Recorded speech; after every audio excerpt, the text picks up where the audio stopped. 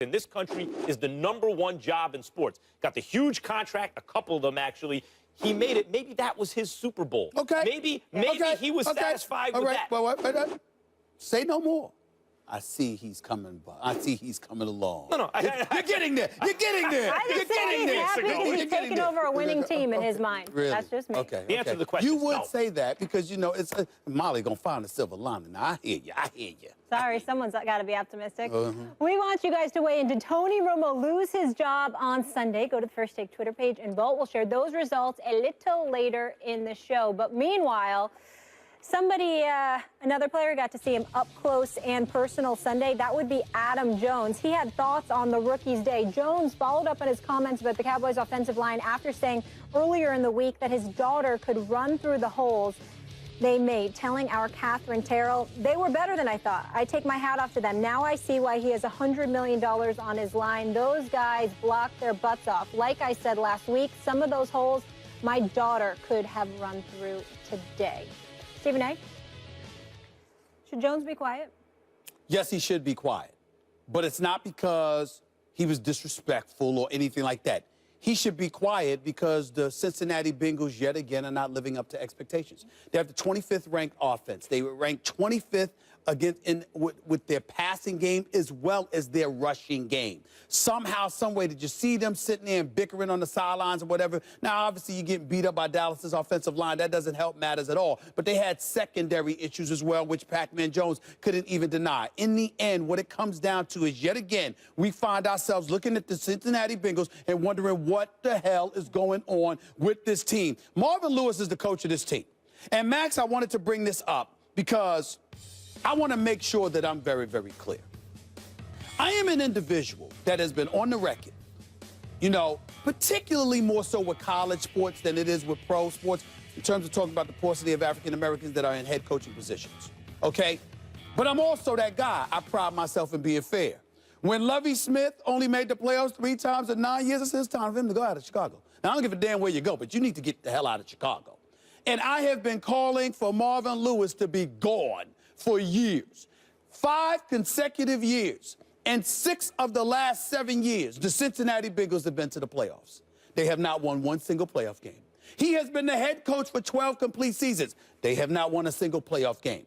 And the chances are the only reason he still has his job is because he's one of those dudes who's willing to come cheap. Because whereas other coaches get paid $6 or $7 million a year, Marvin Lewis will step 3 or 3.5, and they have the audacity, the temerity, the unmitigated gall to go to other players and talk to them about how they should be willing to settle for less. Trust me, I know this because I know members in the Cincinnati Bengals locker room who have personally told me that Marvin Lewis has gone up to them, trying to encourage them to accept less than what their market value may be, because that's something he would do. I'm looking at this guy right now. 5 consecutive years in those 6 of those last 7. Do you know what else, Max, that I forgot to mention? Do you know each of them was a wild card game? So not only did you make the playoffs, okay, but you were never one of the top 2 seeds any year, which means that all of those years that you were in the playoffs, even when you won a division, you still had to play the wild card game because you were the 3rd seeded team. This dude doesn't get it done. It's just that simple. And for me, to look at the Cincinnati Bengals yesterday, both of us thought that this is the game that Dallas is going to lose. This is the game because Cincinnati's talent is undeniable. They got talent all over the place that any team in the NFL should want. But there is something missing from this bunch. And I believe it is a head coach that they're fearful of holding them accountable. I believe it's a head coach that has come up short on too many occasions. I am not saying that Marvin Lewis doesn't know football. I am not saying that he doesn't have the acumen to be a head coach. I am not saying that he can't be a defensive coordinator or something else in the NFL. I am saying when it comes to being a leader of men, in terms of galvanizing them to maximize their potential in a focused and cohesive manner, this man has religiously and continuously failed to show up. If it were anybody else, I'm going to go a step further. In some situations, if it was a white coach, they'd have been out of here by now. How this man still has this job is beyond me, and yesterday was the latest example of it because, again, they disappoint you when you don't expect them to. It's who they are under Marvin Lewis. I don't think that's fair at this moment in time. It would have been fair 2 years ago. Might be fair at the end of this season.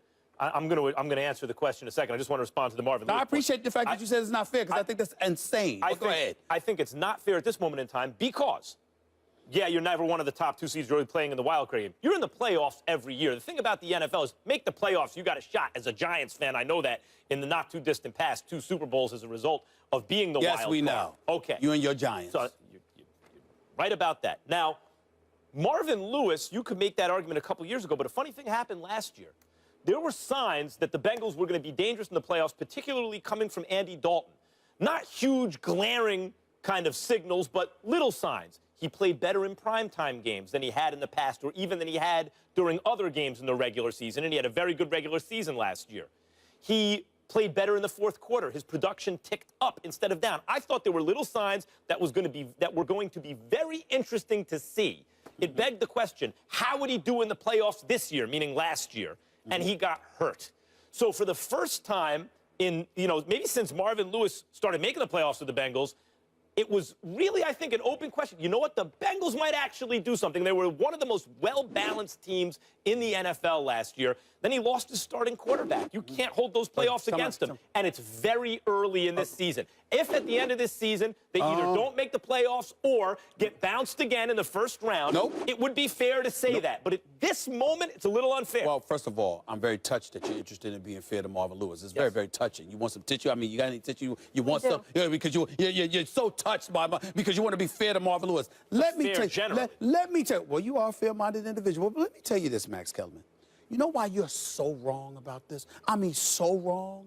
Because, Max, he should have gotten fired immediately after they lost to Pittsburgh last year in the playoffs. You've got the game won, a complete meltdown with the Vontaze Burfict. I don't hold that against Pac-Man Jones so much, but Vontaze Burfict, you understand what I'm saying? And you got to remember the way he had sacked Ben Roethlisberger a few plays earlier and then kept kneeing him in the ribs and stuff like that. He got away with that, getting an interception, or if it was an interception or fumble, I don't recall, then running into the tunnel. Just a whole bunch of overreactions, like guys conducting themselves as if they already had something won when that wasn't the case. That's a compelling point.